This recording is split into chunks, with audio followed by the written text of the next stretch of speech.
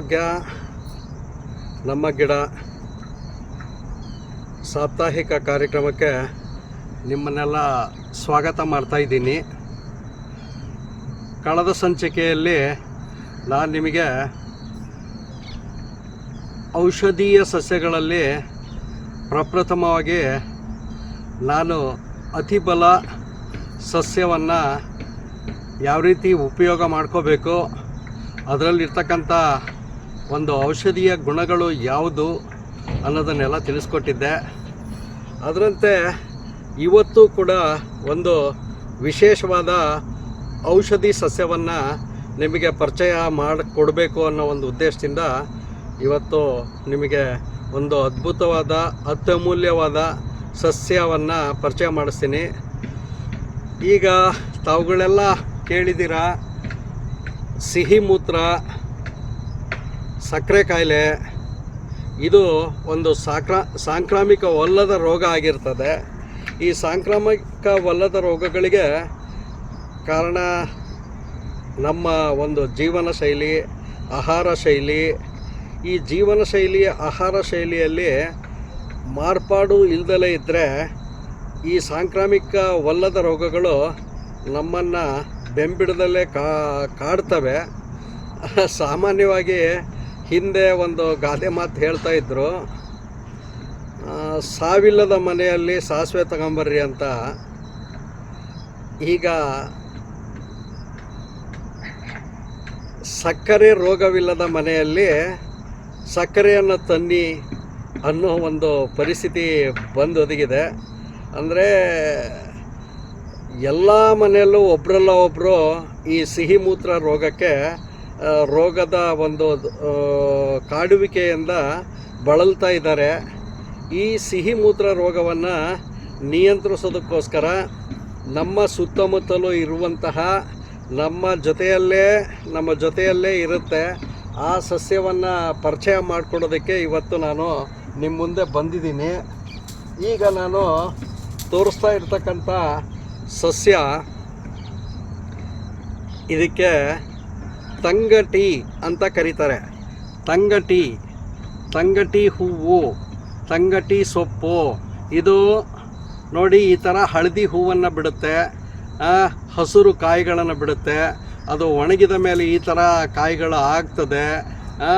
ಇದರ ಒಂದು ಸದುಪಯೋಗ ಏನಪ್ಪ ಅಂದರೆ, ಸಿಹಿ ಮೂತ್ರ ರೋಗವನ್ನು ನಿಯಂತ್ರಿಸೋದಲ್ಲಿ, ರಕ್ತದಲ್ಲಿರ್ತಕ್ಕಂಥ ಸಕ್ಕರೆಯ ಪ್ರಮಾಣವನ್ನು ಕಡಿಮೆ ಮಾಡೋದ್ರಲ್ಲಿ ಇದರ ಒಂದು ಶಕ್ತಿ ಬಹಳಷ್ಟು ಇದೆ.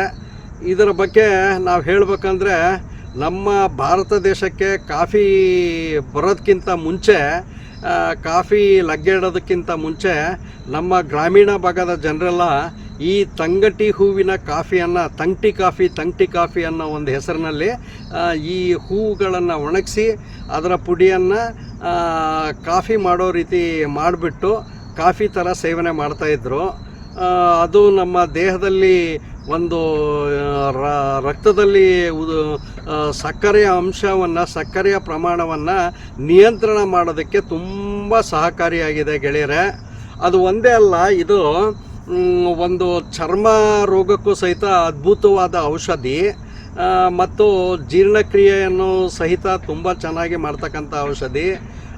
ಇತ್ತೀಚಿನ ಈ ಚಳಿಗಾಲದಲ್ಲಿ ಏನಾಗುತ್ತೆ ಅಂತಂದರೆ, ಪಾದಗಳು ಬಿರುಕು ಬರ್ತವೆ.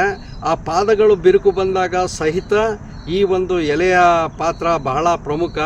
ಮನೆಯ ಸುತ್ತಮುತ್ತ ಚೇಳು, ಜರಿ, ಇಂಥದ್ದೆಲ್ಲ ಜೇನುನೊಣ ಇಂಥದ್ದೆಲ್ಲ ಕಚ್ಚಿದಾಗ ಏನಾಗುತ್ತೆ, ವಿಷ ಏರದ ಹಾಗೆ ಇದರ ಸೊಪ್ಪಿನ ಬಳಕೆಯನ್ನು ಮಾಡಿದಾಗ ನಮಗೆ ವಿಷ ಏರಿಕೆಯ ಪ್ರಮಾಣ ಕಡಿಮೆ ಆಗುತ್ತೆ.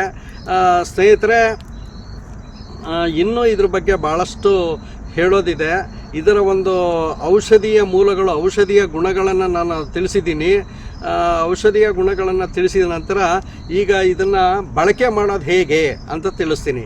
ಮಧುಮೇಹ ನಿಯಂತ್ರಣಕ್ಕೆ ಪ್ರತಿನಿತ್ಯ ಮಧುಮೇಹಿಗಳು ಈ ಎಲೆಗಳಿದ್ದಾವಲ್ಲ, ಎಲೆಗಳ ದಳಗಳನ್ನು ಎರಡು ಹೂವನ್ನು 2 ಅಥವಾ 3 ಹೂವಿನ ದಳಗಳನ್ನು ನೇರವಾಗಿ ತಿನ್ನಬಹುದು. ಇದು ನೇರವಾಗಿ ತಿನ್ಬೋದು ಅಂದರೆ ಗಿಡದ ಹತ್ರ ಹೋಗಿ ಹಂಗೆ ಕಿತ್ಕೊಂಡು ತಿನ್ನೋ ಅಭ್ಯಾಸ ಮಾಡಬೇಡಿ. ಯಾಕಂದರೆ ಧೂಳು ಮತ್ತು ನಾಯಿಗಳು ಮೂತ್ರ ಮಾಡಿರ್ತವೆ, ಎಲ್ಲಂದ್ರಲ್ಲೇ ಸಿಗ್ತಕ್ಕಂಥ ಸಸ್ಯ ಇದಾಗಿರೋದ್ರಿಂದ ಇದನ್ನು ಮನೆಗೆ ತಂದು ಸ್ವಲ್ಪ ತೊಳೆದ್ಬಿಟ್ಟು ಉಪ್ಪು ನೀರಲ್ಲಿ ತೊಳೆದು ನಂತರ ನಾವು ತಿನ್ನೋದ್ರಿಂದ ರಕ್ತದಲ್ಲಿರ್ತಕ್ಕಂಥ ಒಂದು ಸಕ್ಕರೆ ಪ್ರಮಾಣವನ್ನು ಕಡಿಮೆ ಮಾಡೋದ್ರಲ್ಲಿ ಇದು ಬಹಳಷ್ಟು ಪರಿಣಾಮಕಾರಿಯಾಗಿದೆ. ಇದನ್ನು ನಾವು ಸಹಿತ ಬಳಸಿದ್ದೀವಿ, ಭಾಳಷ್ಟು ಜನ ಬಳಸ್ತಾ ಇರೋದನ್ನು ಸಹಿತ ನಾನು ನೋಡಿದ್ದೀನಿ ಗ್ರಾಮೀಣ ಭಾಗದಲ್ಲಿ. ನನ್ನ ವಯೋಮಾನದ ವ್ಯಕ್ತಿಗಳು ಗ್ರಾಮೀಣ ಭಾಗದಲ್ಲಿ ಇರ್ತಕ್ಕಂಥವ್ರಿಗೆ ಇದ್ರ ಬಗ್ಗೆ ಭಾಳ ಚೆನ್ನಾಗಿ ಗೊತ್ತು. ನಗರ ಪ್ರದೇಶಗಳಲ್ಲಿ ಖಾಲಿ ನಿವೇಶನಗಳಲ್ಲಿ ರಸ್ತೆಯ ಬದಿಯಲ್ಲಿ ಹೇರಳವಾಗಿ ಬಿಡ್ತಕ್ಕಂಥ ಈ ಗಿಡದ ಒಂದು ಪ್ರಾಮುಖ್ಯತೆಯನ್ನು ತಾವುಗಳೆಲ್ಲ ಅರ್ಥ ಮಾಡಿಕೊಂಡು ಇದನ್ನು ನಿತ್ಯ ನಿಮ್ಮ ಜೀವನದಲ್ಲಿ ಉಪಯೋಗಿಸ್ಕೊಳ್ಳಿ ಅನ್ನೋ ಒಂದು ಸಂದೇಶ ನಾನು ಕೊಡ್ತಾ ಇದ್ದೀನಿ. ಅದೇ ರೀತಿ ಇದು ಸಣ್ಣ ಮಕ್ಕಳಲ್ಲಿ ಬರ್ತಕ್ಕಂಥ ಕೆಮ್ಮು, ಜ್ವರ ಇವನ್ನೆಲ್ಲ ನಿವಾರಣೆ ಮಾಡೋದಕ್ಕೆ ಇದರ ಹೂಗಳನ್ನು ನಾವು ಹಾಲಿನೊಂದಿಗೆ ಬೆರೆಸಿ ಕೊಡೋದ್ರಿಂದ ಮಕ್ಕಳಿಗೆ ಕೆಮ್ಮು, ಶೀತ, ನೆಗಡೆ ಇವೆಲ್ಲ ಕಡಿಮೆ ಆಗುತ್ತೆ. ರೋಗ ನಿರೋಧಕ ಶಕ್ತಿಯನ್ನು ಸಹಿತ ಇದು ತಂದು ಕೊಡುತ್ತೆ ಗೆಳೆಯರೆ. ಈಗ ನಾನು ಪಾದಗಳು ಒಡೆದಾಗ ಯಾವ ಥರ ಉಪಯೋಗಿಸ್ಬೇಕಂತ ಹೇಳಿದ್ನಲ್ಲ, ಈ ಎಲೆಗಳಿದ್ದಾವಲ್ಲ, ಈ ಎಲೆಗಳನ್ನು ನಾವು ತಂದು ಚೆನ್ನಾಗಿ ಮಜ್ಜಿಗೆ ಜೊತೆಗೆ ಅರೆದುಬಿಟ್ಟು ಅದರ ಬರ್ತಕ್ಕಂಥ ಒಂದು ದ್ರಾವಣವನ್ನು ಪಾದಗಳಿಗೆ ನಾವು ಹಚ್ಚೋದ್ರಿಂದ, ಲೇಪನ ಮಾಡೋದ್ರಿಂದ ಪಾದಗಳಲ್ಲಿ ಬರ್ತಕ್ಕಂಥ ಒಂದು ಬಿರುಕು ಕಡಿಮೆ ಆಗುತ್ತೆ. ಪಾದಗಳು ಚೆನ್ನಾಗಿರ್ತವೆ, ಹಿಂಬಡಿಯ ಬಿರುಕುಗಳು ಸರಿದೂಗ್ತವೆ. ಮತ್ತು ಮುಖ್ಯವಾಗಿ ಇದು ಚರ್ಮ ವ್ಯಾಧಿಗೂ ಬಹಳ ಪ್ರಮುಖವಾದ ಪಾತ್ರವನ್ನು ವಹಿಸುತ್ತೆ. ಯಾವುದೇ ಒಂದು ಗಾಯಗಳಾಗಲಿ, ರೊಣಗಳಾಗಲಿ ಅಥವಾ ಬೇರೆ ಏನಾದರೂ ಒಂದು ಚರ್ಮದ ತೊಂದರೆ ಇದ್ದರೆ ಇದರ ಎಲೆಗಳನ್ನು ಅರಿಶಿಣದ ಜೊತೆಗೆ ಮಿಶ್ರಣ ಮಾಡಿ ಚೆನ್ನಾಗಿ ಅರೆದುಬಿಟ್ಟು ಅದರ ಲೇಪನ ಮಾಡ್ಕೊಳ್ಳೋದ್ರಿಂದ ನಮಗೆ ಗಾಯಗಳು ಬೇಗ ವಾಸಿಯಾಗ್ತವೆ. ಮತ್ತು ಇನ್ನೂ ಇದರದ್ದು ಬಹಳಷ್ಟು ಔಷಧೀಯ ಗುಣಗಳು ಹೊಂದಿರತಕ್ಕಂಥದ್ದು. ವಿಶೇಷವಾಗಿ ಸೌಂದರ್ಯವರ್ಧಕನೂ ಸಹಿತ ಇದು ಹೌದು. ಇದರ